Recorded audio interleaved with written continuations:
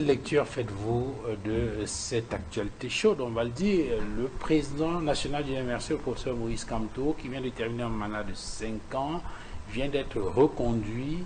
Il va diriger le parti pour les 5 prochaines années et il sera effectivement le porte-étendard du MRC à la prochaine élection présidentielle. Vous dites quoi? On prend les mêmes et on recommence? Déjà, Duval, il faut commencer par quelques leçons qui doivent être assimilées par ceux qui nous suivent aujourd'hui. La première, c'est la déconstruction de certains a priori, la déconstruction de certains préjugés. Le premier préjugé, c'est la question du maintien de l'ordre qui a été souvent mobilisé par les autorités administratives, également les services de renseignement. Et aujourd'hui, on se rend compte que ce sont des thèses à vocation purement politicienne qui visent la question de l'ordre public. La question de l'ordre public, autant pour moi. Donc on se rend compte aujourd'hui avec l'accalmie, la mobilisation, puis l'accalmie que nous observons depuis hier que ces thèses ne tiennent pas du tout et qu'il s'agit généralement de manœuvres pour faire obstruction au déploiement, à l'expression des partis qui ne sont pas d'accord avec l'ordre dominant. Jusque-là, il n'y a eu aucune casse. Et pourtant, on est à quelques encablures de la présidence de la République. Palais des Congrès, rond-point Bastos, on est pratiquement à l'intérieur de la présidence. Donc, si le MRC était ce parti des casseurs, ce parti des déstabilisateurs, je pense que depuis hier, avec 3000 personnes, ça permet d'envahir rapidement la présidence de la République. Cela n'a pas été fait. On peut donc dire que nos autorités administratives, nos élus du ministère de l'administration territoriale doivent revoir leur pédantisme et leurs accusations fausses.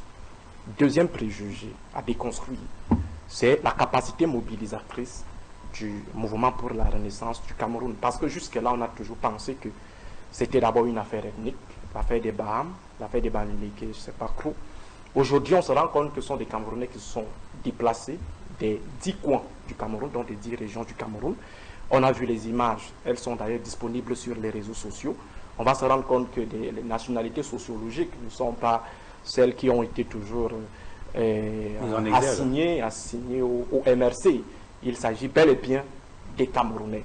Et en passant, il faut rappeler que cette mobilisation n'est pas le fait des élites qui auraient peut-être détourné de l'argent quelque part, qui auraient puisé dans les caisses de l'État pour s'attacher les services du pain sardine ou alors des pagnes. On a vu comment les petits, disons, le petit peuple du MRC s'est mobilisé pour donner vie à l'événement, pour donner la force à l'événement, pour rehausser l'événement.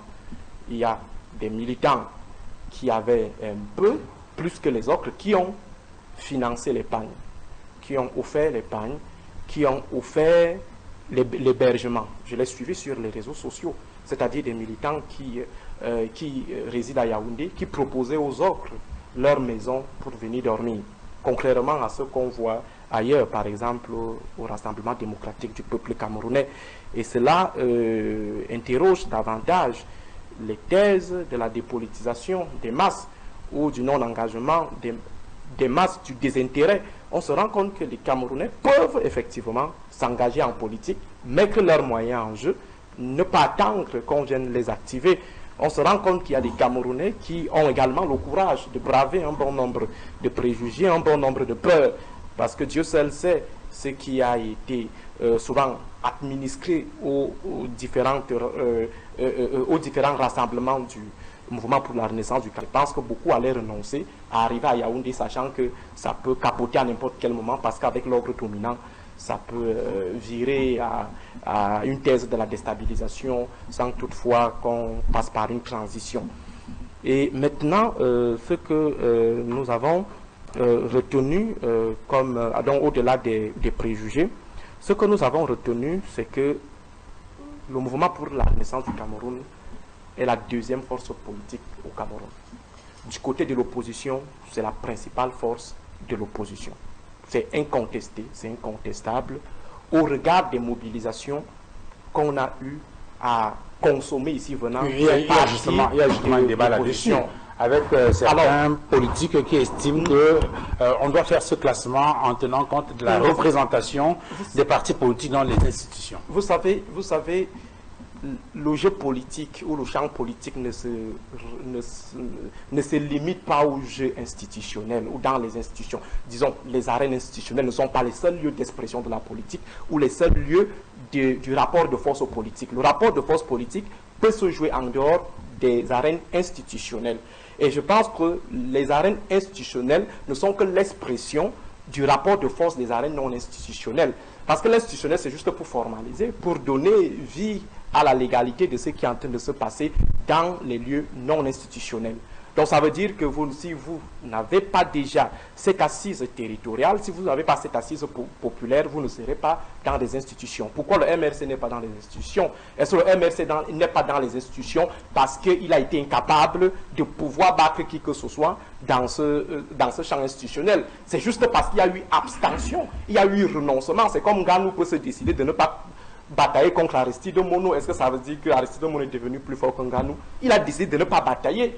Alors, si le MRC a décidé de ne pas aller aux élections, aux dernières élections, ça ne veut dire pas que sa force a été érodée ou elle a été diminuée. Et aujourd'hui, on se rend compte que la mobilisation de ce côté-là concurrence âprement celle qu'on a souvent observée, celle qu'on avait observée un temps au sein du Social Democratic Front. On se rend compte qu'on a une opposition qui est en train de renaître, une opposition qui est en train de revivre. Autre élément, avec votre permission, c'est qu'aujourd'hui, on s'est rendu compte qu'il y a des jeunes. Parce que lorsque vous regardez la tranche d'âge de ceux qui se mobilisent, concrètement au Rassemblement démocratique du peuple camerounais, où on a plus affaire aux mamans et aux papas. Avec le mouvement pour la renaissance du Cameroun, on a beaucoup plus affaire aux jeunes. Attention, il y a le JRDPC. Au JRDPC, mais il faut voir les mobilisations du RDPC. Même dans votre village, c'est beaucoup plus les mamans et les papas que des jeunes. Donc, il faut dire aujourd'hui qu'il y a un renouveau jeune au Cameroun, dans le champ politique, qu'il faut maintenant capitaliser. Et je vais donc chuter par là, à travers une exhortation. Le MRC a pris les coups, comme l'a relevé tout à l'heure Edmond. Il y a eu des ratés, il y a eu des omissions. Aujourd'hui, il me semble que ceux qui ont été reconduits doivent intégrer tous ces éléments, toutes ces défaillances-là, toutes ces limites-là, pour maintenant essayer de donner au MRC la force qu'il devrait, autant pour moi, avoir.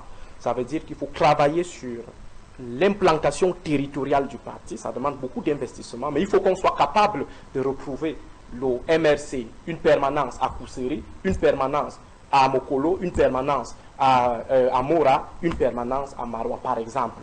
Il faut également qu'on travaille au niveau du MRC la question même du fanatisme.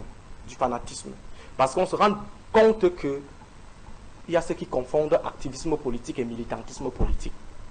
Il y a des activistes qui accompagnent les militants.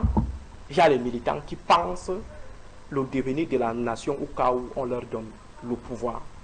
Alors il va falloir que le président Maurice Kamto essaye de construire une frontière étanche entre les activistes qui normalement accompagnent les partis et les militants.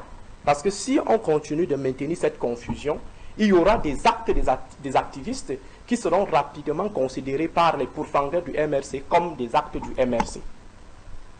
Donc il faut qu'il y ait cette frontière étanche. Mais c'est une mission extrêmement difficile parce que justement, on a remarqué que des fois, ces positions des activistes embarrassent même le président national du MRC qui très souvent préfère, dans certains cas, faire le dos rond. Non, je vais vous donner une technique claire.